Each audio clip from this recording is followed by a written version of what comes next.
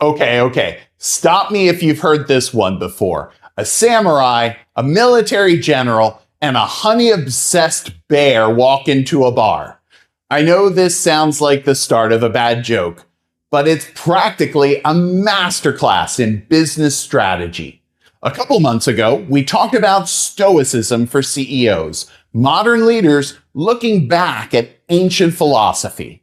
Well, now we're spinning the globe to China and Japan, where some of the most powerful ideas about strategy, mastery, and decision-making were written centuries ago.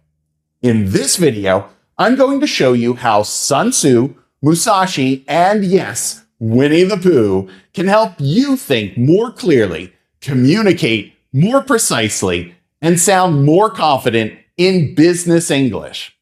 If we haven't met, I'm Zardus from Bizz English. I work with entrepreneurs and executives to break through their blocks in English by reading and reflecting on some of the best business books of the day, even if they were written over 1,000 years ago. Because the best business ideas aren't always new. Many of today's leadership strategies are just modern versions of ancient principles. So whether you're negotiating a deal, leading a team, or explaining a strategy in English, the ability to think clearly and communicate simply is everything. Let's dive in. Our first book is The Art of War by Sun Tzu. How do you win in business without creating unnecessary conflict?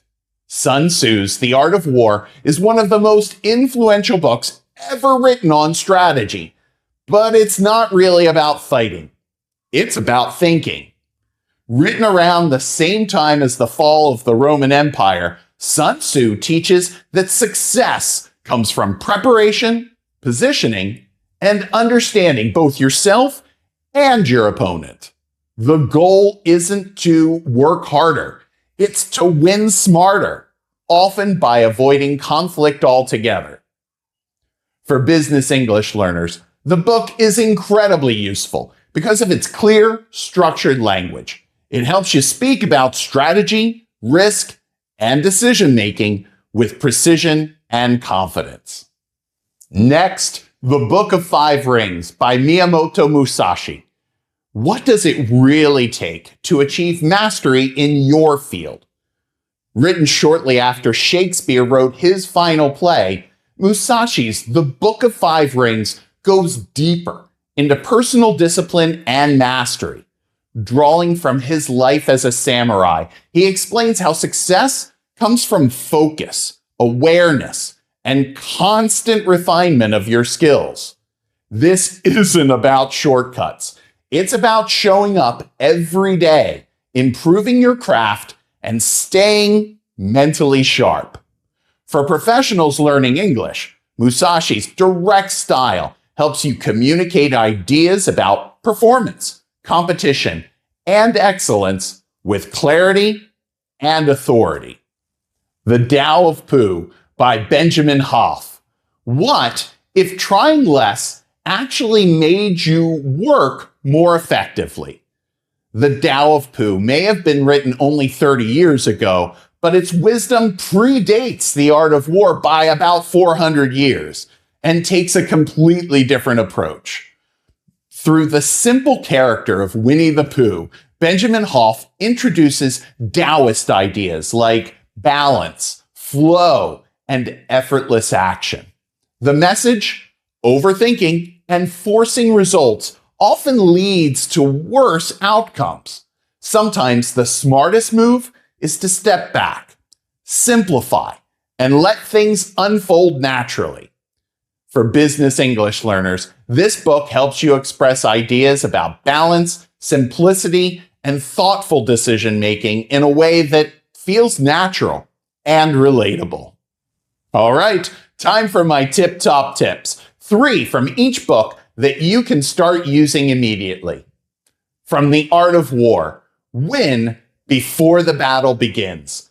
Sun Tzu emphasizes preparation and planning. In business, that means doing your homework before meetings, presentations, and negotiations. I've seen this with clients. The more prepared they are, the more confident their English sounds. 2, know yourself and your audience. Understanding your strengths and your audience's needs makes communication far more effective. This is especially important in cross-cultural business situations. Thirdly, avoid unnecessary conflict. Not every disagreement needs to become a battle. Sometimes the smartest move is to redirect, reframe, or simply step back. From the Book of 5 Rings, focus on mastery, not shortcuts. Musashi reminds us that real skill comes from consistent effort. Whether it's business English or leadership improvement, it's built over time. Number 2, stay aware of your environment. Awareness isn't just physical, it's mental. Pay attention to tone, reactions, and context in conversations. 3, control your mind under pressure. When things get stressful, your ability to stay calm and focused is what separates professionals from amateurs. Lastly, from the Tao of Pooh, don't overcomplicate things. Simple language is powerful. In English, clear communication often beats complex vocabulary. 2, go with the flow when needed. Not everything needs to be forced. Sometimes flexibility leads to better outcomes. 3, be present. When you're fully engaged in a conversation, people notice. It builds trust, connection, and influence. Now it's time for reflection with some journal questions. Which of these 3 philosophies, strategy, mastery, or balance, do you rely on most in your work? When was the last time overthinking made your situation worse? What could you have done differently? How can you simplify something at work while still being professional and confident? So, which book are you starting with first? Let me know in the comments. And if you want to go deeper, download the free workbook in the description.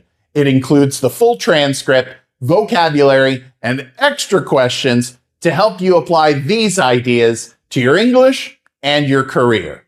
And if you found this helpful, hit like, subscribe, and share this with someone who wants to think smarter, communicate better, and maybe learn a little business wisdom from a samurai or a bear with no pants.